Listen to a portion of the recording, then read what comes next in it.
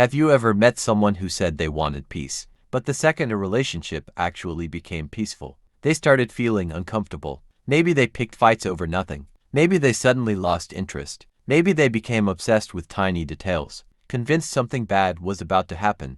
And maybe that person is you. Because for a lot of people, calm love does not feel safe. It feels unfamiliar. And when something feels unfamiliar, the nervous system often interprets it as danger. Welcome to Real Spill, the channel where we talk about the hidden psychological patterns quietly controlling people's lives and relationships. If you enjoy deep conversations about trauma, attachment styles, toxic family systems, and emotional healing, subscribe now because this channel is going to expose truths most people never talk about. Let's get into it. A lot of people believe they are searching for love, but what they are actually searching for is familiarity. And unfortunately, familiarity is not always healthy. If you grew up inside a chaotic household, your brain may have learned that emotional instability equals connection. Maybe one parent exploded with anger unpredictably. Maybe affection disappeared without warning. Maybe someone in the house struggled with addiction. Maybe you constantly had to monitor moods just to avoid conflict. When children grow up in that kind of environment,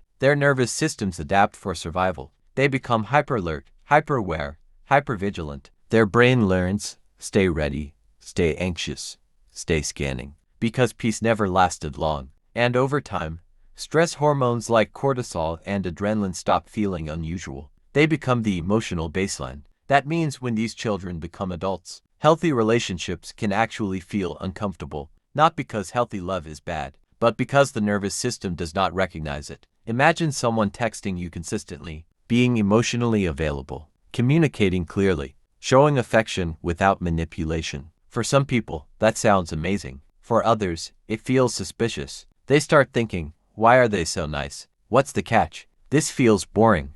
Something must be wrong. And this is where relationship drama addiction begins. The brain becomes addicted to emotional highs and lows, the unpredictability, the chasing, the mixed signals, the emotional roller coaster. People confuse intensity with intimacy, but those are not the same thing. Real intimacy feels calm, safe, steady, predictable. Trauma bonding feels explosive. And many people spend years mistaking emotional chaos for passion. One of the biggest signs of relationship drama addiction is attraction to emotionally unavailable people. You know the type. Someone who gives attention one day and disappears the next. Someone who sends confusing signals. Someone who keeps you guessing. Your brain becomes obsessed with winning their affection.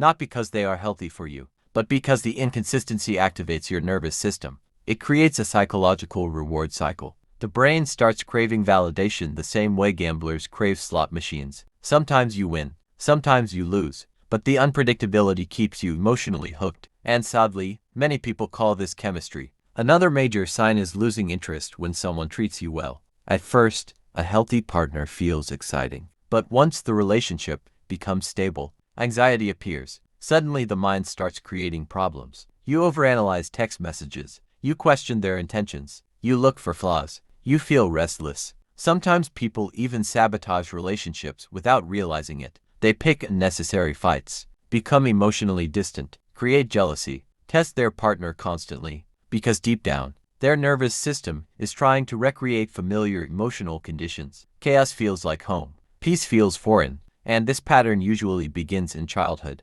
Inside dysfunctional families, love is often conditional. Love might have depended on achievement, obedience, caretaking, perfection. Maybe affection only appeared after conflict. Maybe apologies came with dramatic emotional scenes. Maybe emotional neglect was normal unless there was a crisis happening. Children absorb these dynamics like sponges. Without realizing it, they develop internal beliefs such as, love must be earned, love is unstable, people leave, I have to work for affection, calm relationships are fake. These beliefs continue operating in adulthood even when circumstances change, and many people never recognize the connection between their childhood experiences and their relationship choices. Instead, they think, this is just my type. But your type is often your unresolved trauma. That realization changes everything. And before we continue, if this conversation resonates with you, subscribe to Real Spill. Most people never learn how deeply childhood conditioning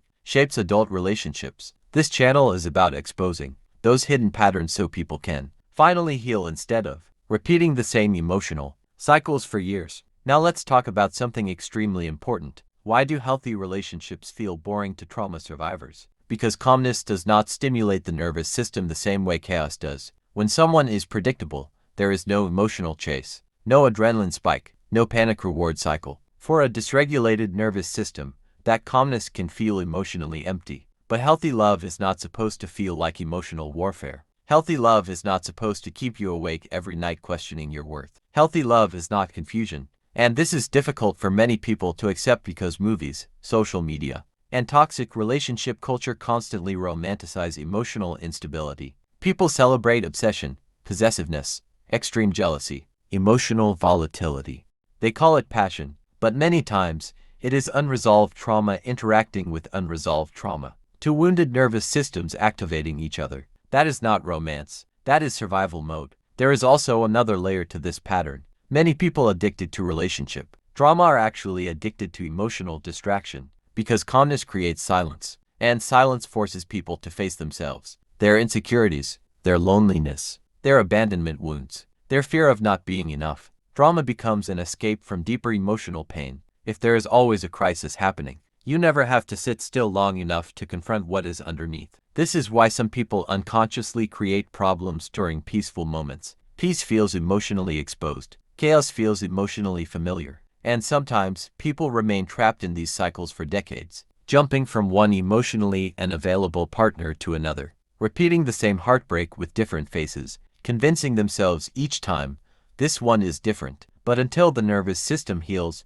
the attraction patterns usually stay the same. Healing starts with awareness. You have to notice your patterns without judgment. Notice who you feel attracted to. Notice how your body reacts to consistency. Notice whether peace makes you uncomfortable. A lot of healing work is simply becoming conscious of unconscious behavior, because you cannot change patterns you refuse to see. Another important step is learning emotional regulation. Many people from chaotic backgrounds never learned how to process emotions safely. Instead, they learned survival responses: fight, flight, freeze, fawn. Some people attack during conflict, some run away emotionally, some shut down completely, some become extreme people pleasers. All of these are protective adaptations, but protective adaptations can destroy healthy relationships if left unhealed. For example, people pleasing often looks caring on the surface, but underneath, it is usually fear. Fear of rejection, fear of abandonment, fear of conflict. A person sacrifices their own needs trying to keep relationships stable.